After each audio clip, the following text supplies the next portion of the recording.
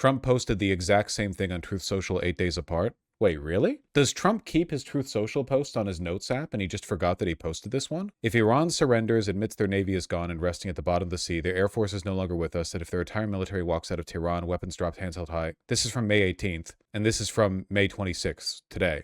And it's the same post. Man, they really just let him do whatever, huh? Any other dictatorship run by an ailing, senile lunatic would have handlers around managing his comms, but not this guy. Not this guy. Yeah, it's the same. It's the exact same. I guess he just keeps it in his Notes app. Yeah, he just forgot that he posted this. Doesn't he have that intern helping him write these? You mean Chung? No, he handles White House comms, not Trump's personal Truth Social. I don't think anyone manages Trump's Truth Social except for him. Sheesh. He has another one? Oh, well, maybe. Oh, speaking of, we struck Iran. So much for the peace deal, right? We bombed Iran yesterday. U.S. Central Command says that the U.S. military conducted self-defense strikes targeting Iranian missile launch sites as well as boats around the Strait of Hormuz. The attacks come as Washington and Tehran continue negotiating and as they may be closer than ever to ending the war. But disputes remain over Iran's nuclear program and the lifting of sanctions. President Trump laying out his plans for destroying Iran's enriched uranium, or nuclear dust, as he often refers to it as, saying that it will be... While we're planning on selling weapons-grade plutonium to private companies. That just makes this even funnier. Like we're bombing the semi-enriched uranium they have while we're planning to sell weapons-grade plutonium. It's just, okay. Either transported to the U.S., dealt with on site, or taken to another acceptable location. I want to go now to CNN's Salma Abdelaziz joining me from London. Salma, you're also closely following the current and ongoing trip of Secretary of State Marco Rubio. Is he offering any insight into where the U.S. and Iran are running into issues right now? Well, it seems like by the hour, America is either on the precipice of full-blown war with Iran or about to get a peace deal, depending on who you're speaking to and what's just happened that hour. You mentioned the strikes, of course, around the Strait of Hormuz. Those just happened a few hours ago. We do have more information on where those occurred, with CENTCOM saying that they targeted missile launch sites in Iranian boats attempting to place mines. The statement went on to say that the U.S. is working to defend its forces while using restraint. Now, a note here, of course, there is a ceasefire that is in place now. Violations have happened in the past. Easily the most molested word in the English language right now, ceasefire. Truly. Second only to children, the Israelis really have gotten their hands on that one. And the ceasefire has carried on, so unclear how this will impact that at this point. But we do now have a statement from Iran's supreme leader. Before I read it out to you, I want to make clear that this is a written statement from the supreme leader, and it could have been written before these strikes occurred. Let me read out that statement to you. The United States not only will no longer have a safe haven for its mischief and for establishing military bases in the region, but day by day it is growing more distant from its former status. Again, an indication there of the type of military actions that Iran has taken in the region, striking at military bases, of course, in neighboring countries across the Gulf. It seems a hardening of position. But you mentioned, of course, those talks with Secretary of State Marco Rubio. Those concluded in Qatar a short time ago, with the Secretary of State saying, look, it's a matter of wording, a matter of a few sentences that we're negotiating over now. But if you ask Iranian negotiators, they seem to indicate that the United States and Iran are still very far from a deal. The key issue, of course, is enriched uranium. As you mentioned, that no dust, no dollars, a statement that we keep hearing from U.S. officials over the weekend, indicating that one... It's the same thing every time. I know it gets less interesting with time, but we really are dancing on the edge right now. Fars news agency claims the IRGC air defenses downed an American MQ-9 drone in the Persian Gulf region earlier this morning. That sounds expensive. U.S.-Iran talks are heating up again, but the danger isn't over for gas prices. Really? Markets are breathing a sigh of relief. The shaky U.S.-Iran ceasefire survived the long weekend. This article was posted after we bombed Iran. Remarkable. Again, the reading mainstream media really does just make you stupider. It makes you less informed than you would be otherwise. You could get a better understanding of the world through astrology and tea leaf reading than you could get via reading CNN articles online. It's ridiculous. God damn, man. All the vessels anchored in the Strait of Hormuz, they're just out there. Lol, nice graph. Yeah. If anything, it does show you how effectively the powers that be have been leveraging their short positions to artificially drive down Brent oil. Like, look, these jumps right here are rational responses to the sudden supply shock. Again, the greatest supply shock of petroleum in human history by like half an order of magnitude. You know? So this big jump right here and this jump right here are rational market reactions. What we see here and here are desperate attempts by the market to drive down the price via shorting, which so far has been roughly, I mean, relatively successful just because there's so much money with which to drive the price down. It's not really doing anything to gas prices, though, because those aren't speculative. Those are just, you know, what you pay at the pump. It wants to climb so bad. Oh, buddy, when they run out of, when they're no longer able to drive the price down through shorting, this chart's going to shoot up so high, all these other lines are going to look fucking horizontal compared to it. When they move that Y scale upwards, oh, man. Meanwhile, the US and Israel are about to do their most insane move yet. I know. I'm holding off on talking about it because I'm running out of, like, synonyms for apocalypse. So how long is it going to be before we actually start to see some relief? Look at this. This is where we were before the war started. This is where we are right now. There's a huge amount of time that it's going to take, according to the futures market, before we get back down to that sub $70 an oil level. Look at this, 2032.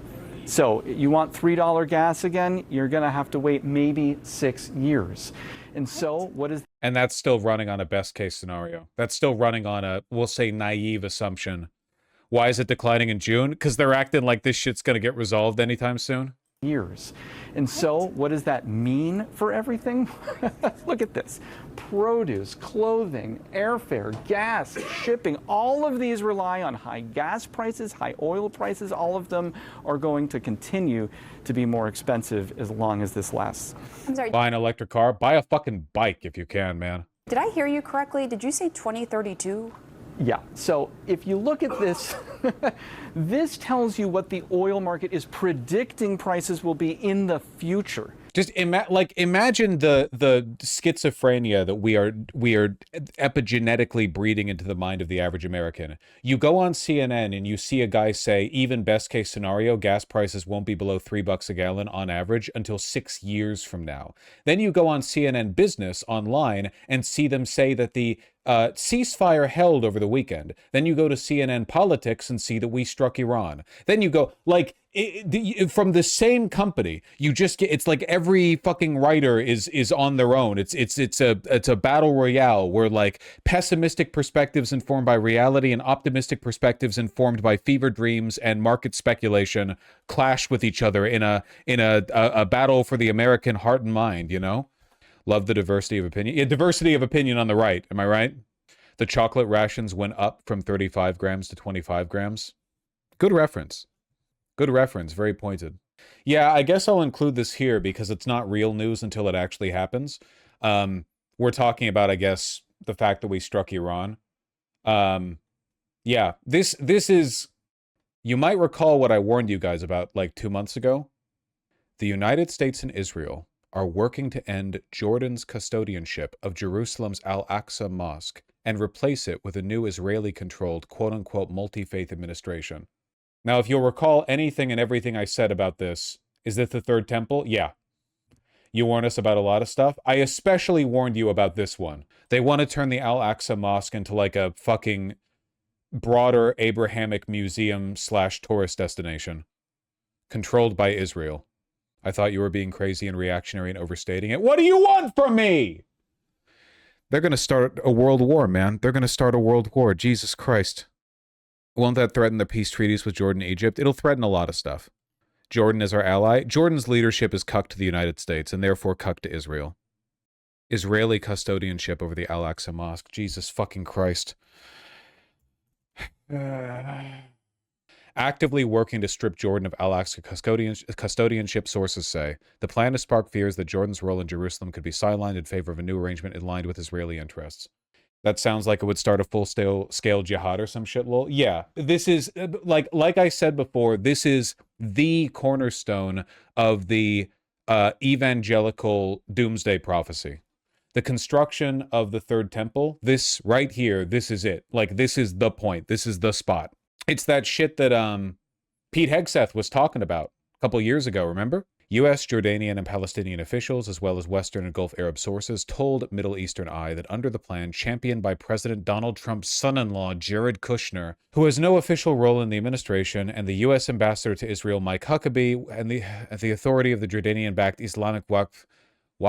I don't know how to pronounce this, I'm sorry.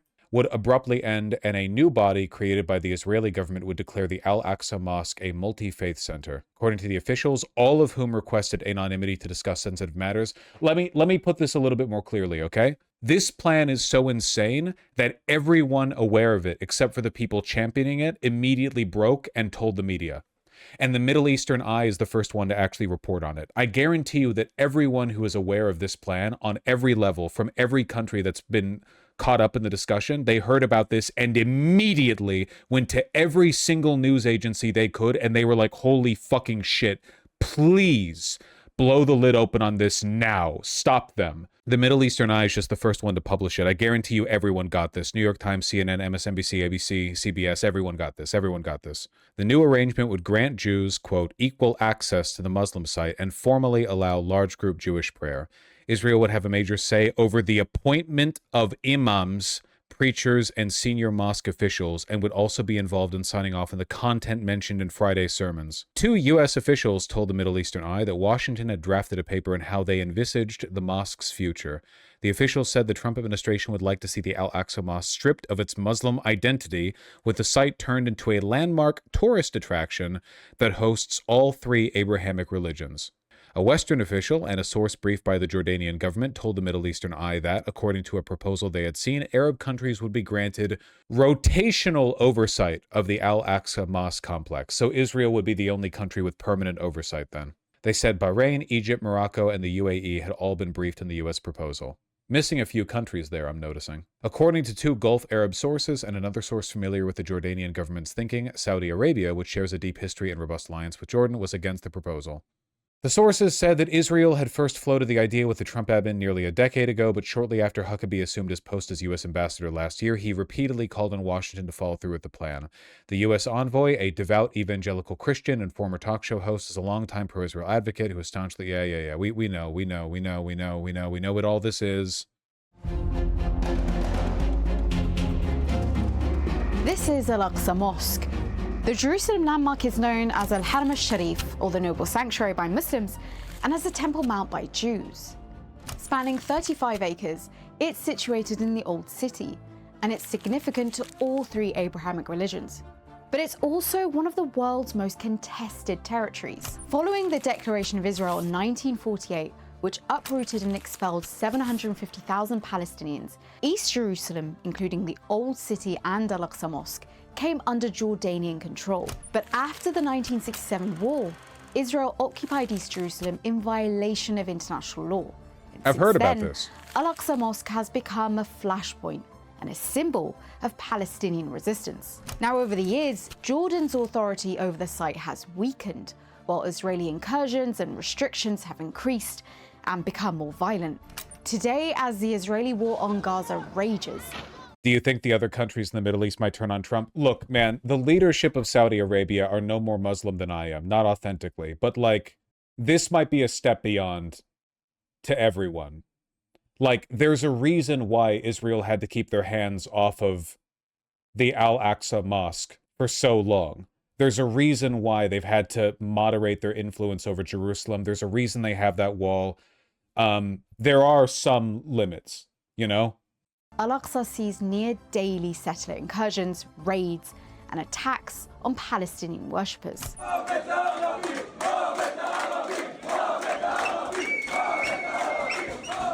Many Palestinians fear the slow, deliberate erosion of their presence and worry that losing access to Al-Aqsa could be a precursor to losing their land altogether.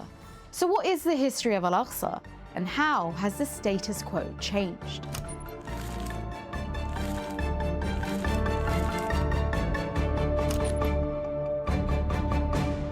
The idea of a status quo in Jerusalem goes back to an 1852 Ottoman edict that froze control over Christian holy sites.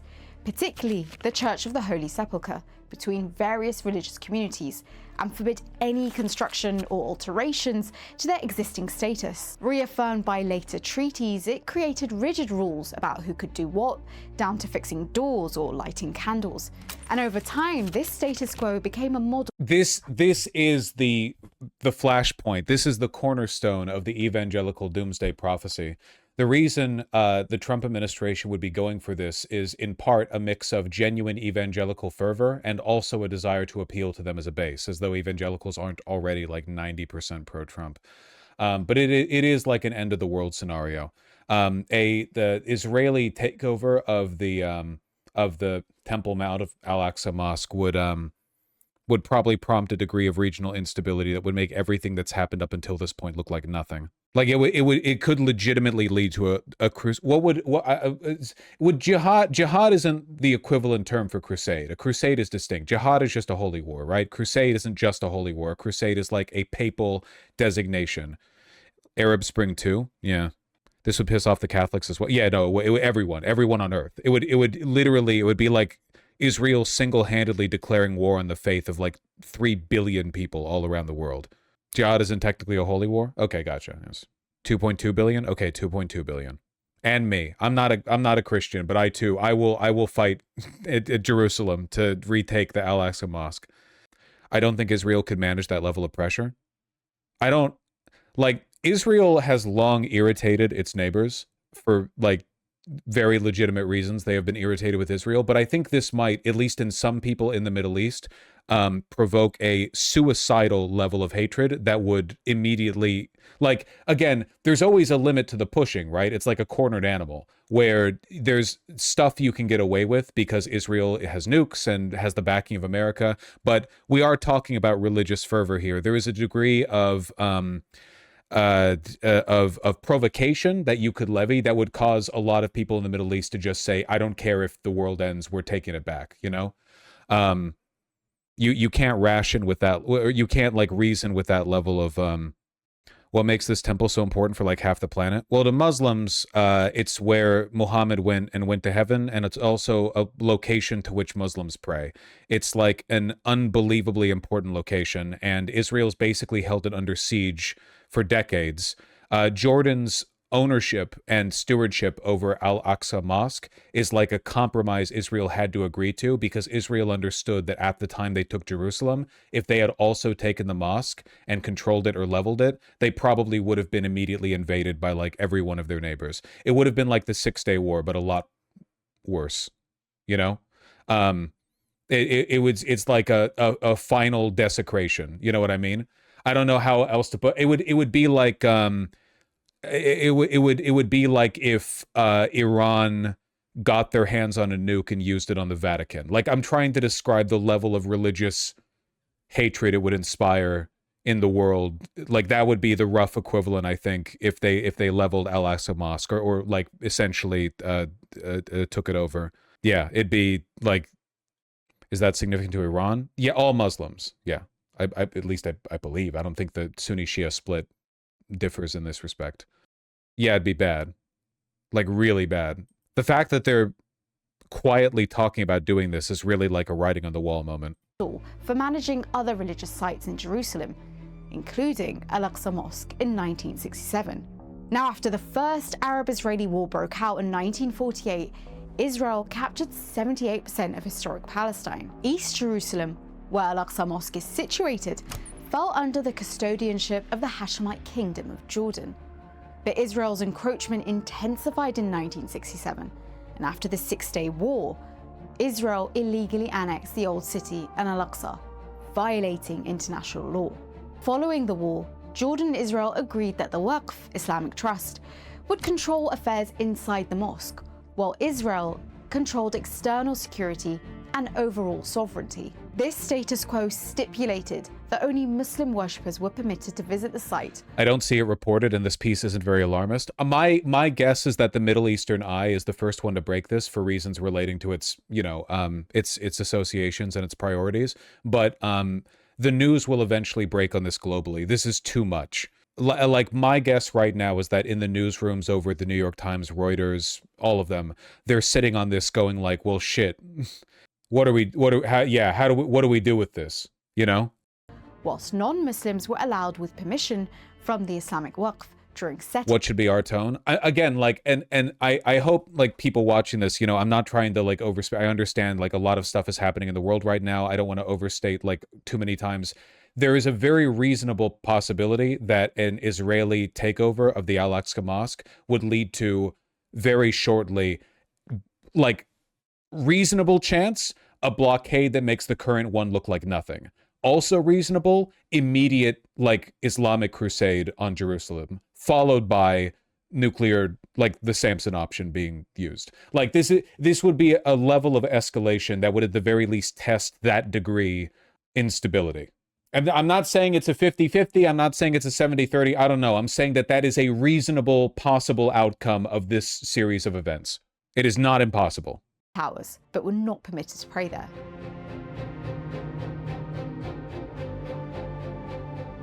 On the southwestern fringe of Al-Aqsa Mosque lies the Western Wall, also known to Jews as the Wailing Wall. For Jews, the wall is believed to be the last remaining remnant of the they've been trying for a while, the Queen, 100%. We know Israel wants to control the mosque. They consider any Muslim influence within their borders to be a blight. Second Jewish temple, destroyed by the Romans in 70 CE, and is considered the holiest site where Jews can pray.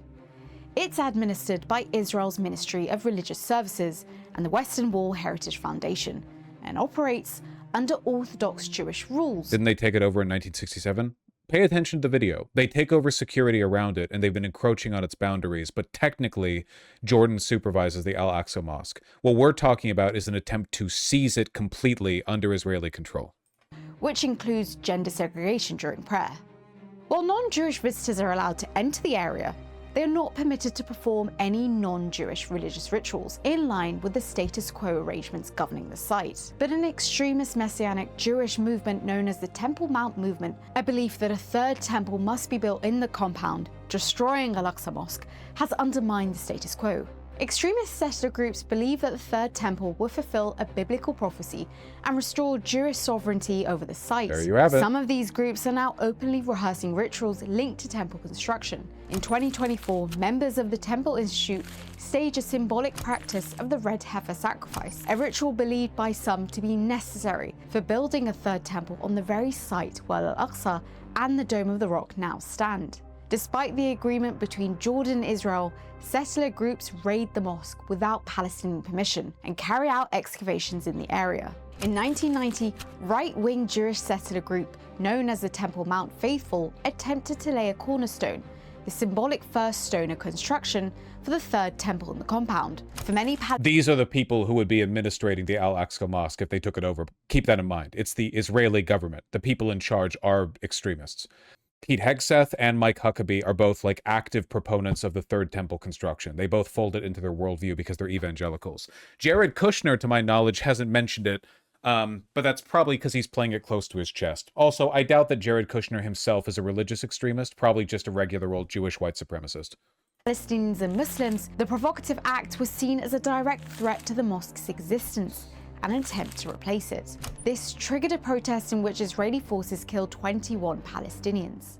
On September 28, 2000, Israeli opposition leader Ariel Sharon visited Al-Haram al-Sharif, or Temple Mount, surrounded by Israeli guards and police, sparking off clashes which would result in the Second Intifada.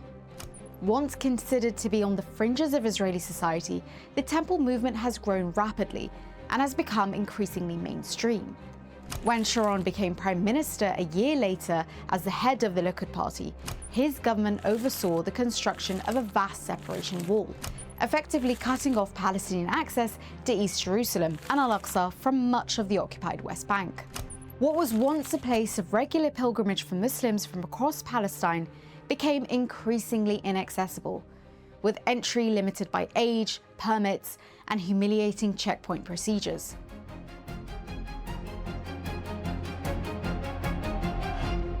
In recent years, settler incursions into the compound, often under armed police protection, have increased dramatically. Organized tours by Jewish groups now occur almost daily, facilitated by Israeli authorities. Far-right Israeli politicians now make high-profile visits. In January 2023, far-right National Security Minister Itamar Ben-Gvir, a settler advocate, visited the site.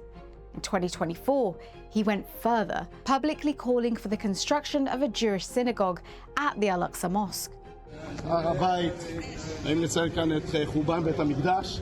אני צריך גם להגיד ביושר, יש התקדמות מאוד מאוד גדולה כאן במשילות, בריבונות, תמונות של יהודים שמתפללים, כאן כמו שאמרתי, המדיניות של... It is a legitimate end of the world scenario. Like the social and political ramifications of an Israeli conquest of the Al-Aqsa Mosque could be one of the like actual, like up there with NATO-Russian nuclear exchange over Ukraine, border disputes, India, Pakistan, like that, like it's one of the big ones.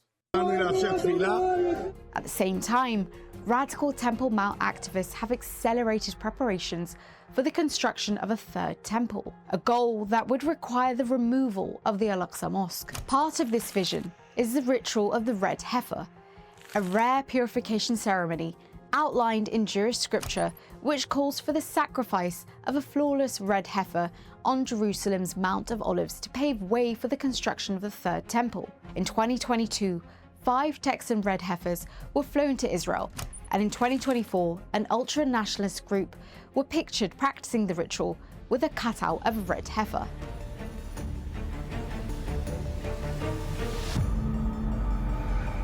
At Al-Aqsa, tensions tend to escalate during Ramadan, when Israeli authorities place restrictions on Palestinian worshippers who want to pray at the site. In 2021, 2022, and 2023, Israeli police raided the mosque compound during prayers, firing tear gas, stun grenades, and rubber bullets. Worshippers, including women and children, were forcibly cleared from the mosque. Compounding tensions turn internationalist events like the Jerusalem Flag March. This is an annual state-sponsored Israeli celebration of the 1967 occupation of East Jerusalem. The march draws thousands of Israelis, including far-right ministers. It really is crazy how evil they are, man. It genuinely, it almost defies belief. Like, no matter how much you learn or how many times it's repeated, it's just difficult to, you know, wrap your head around. And winds through the heavily populated Muslim Quarter. While it doesn't formally include the Al-Aqsa compound, the event is often preceded by a campaign of violence in the Old City that shuts down Palestinian majority areas, with participants frequently chanting slogans like "Death to Arabs," "Gaza is ours," and "May their villages burn." Young Israeli men have been seen harassing Palestinian residents, spitting at women in hijabs, ransacking shops, and even forcing their way into homes.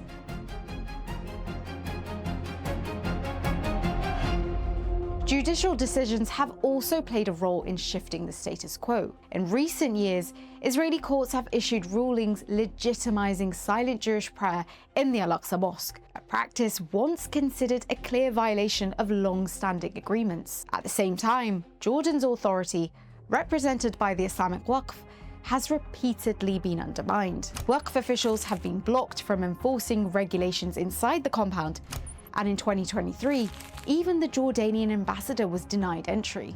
This was widely condemned as a direct defiance of Jordan's custodianship.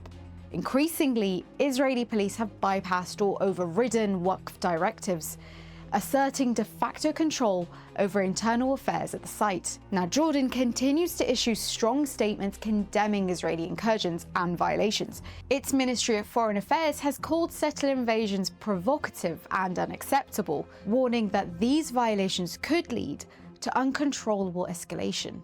Jordan maintains that the Al-Aqsa Mosque is an exclusive Muslim place of worship, and that the Jerusalem Waqf is the sole legitimate authority.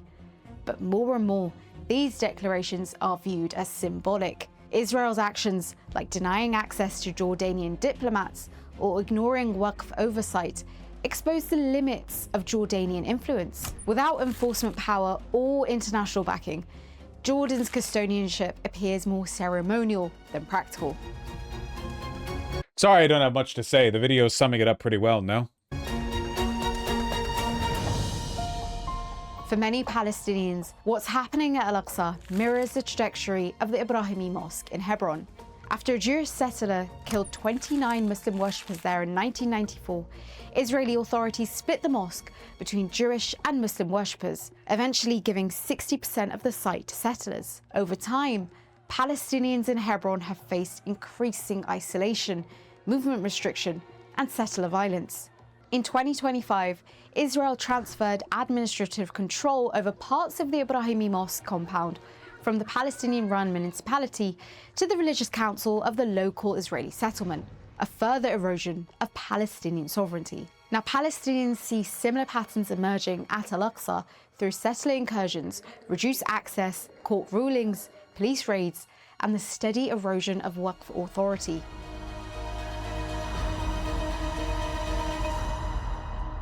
Today, whilst Israel's war on Gaza intensifies, killing over 62,000 Palestinians, Al-Aqsa remains a site of near-daily confrontations. Jordan, once a central actor in maintaining Al-Aqsa's status quo, now finds its custodianship reduced to a largely symbolic role, issuing condemnations, but unable to enforce red lines. The shift in power on the ground reflects not just Jordan's diminished influence in Al-Aqsa, but how far the status quo itself has unraveled. Anyway, yeah, sorry. I don't know. It's very depressing. Yeah, I guess we'll see whether or not Israel and America really do try to seize the mosque. Call me stupid if I'm wrong, but it already kind of sounds like Israel controls the mosque, so what would be the difference? Well, I mean, it's all symbolic, right? It's a religious site. Control over it. It's not like you're holding a gold mine or whatever. The symbol is the point. But also, if Israel did completely control the Al-Aqsa Mosque, they would almost immediately begin destroying it for the Third Temple. Their government is just too extreme, and the Third Temple movement in Israel is way too powerful and influential. They might not tear it down completely, but they would definitely start doing to it what Trump has done to the White House. Selective demolitions. Oh, we're just renovating this. They would try to piecemeal the construction of the Third Temple, but they wouldn't be able to hide their intentions because the whole time the Third Temple movement would be screaming like, fuck yes, dude, we're doing it. So, yeah, you know. Saudi Arabia fully understands that if any moves are taken against the Hashemite custodianship, that's the Jordanian custodianship, then that would inflame the entire region, one Gulf Arab source said. Another Gulf Arab source said Riyadh viewed the custodianship as a, quote, pillar of regional stability, adding, the Saudis may have disagreements with Jordan on some issues, but on Jerusalem and Al-Aqsa, they understand the consequences of dismantling the existing arrangement. Following this article's publication, a U.S. official issued a terse statement denying the White House was actively working to strip Jordan of its custodianship, calling the report totally false. So who are you going to believe? 50 million insider sources on this? Or the White House going, no, what? No. Tough choice. Well, we'll see how it goes. Fun stuff, right? Huh? Can't believe they're doing this shit, man. Really is no line. There's no red line they'll respect. They could have the whole world and they'd still ask for the moon. Or whine that the moon isn't theirs, I guess, would be more accurate.